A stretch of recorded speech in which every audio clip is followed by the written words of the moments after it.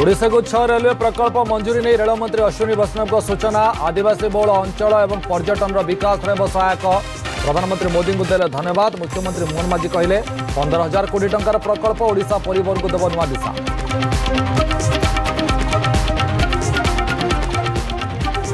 राजुआ नदी जलस्तर वृद्धि। बन्या पानी रे बुड़िला कणास बैद्यनाथ पाटणा गाँव बैद्यनाथ मंदिर। सेपटे कटक तिगिरिया उजुड़िला शह शह एकर फसल।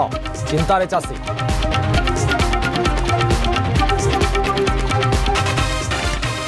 कूल खाऊँ बैतरणी नदी। नदी आरे भद्रक चांदबाली ब्लॉक तुलीबिंदा गाँ। भयभीत नदी कूलिया लोके पदक्षेप नेबाई प्रशासन निकट में दाबी।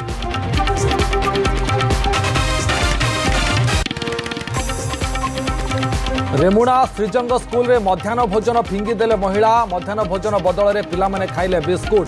निम्नमानर खाद्य दि जाउथिबा अभियोग।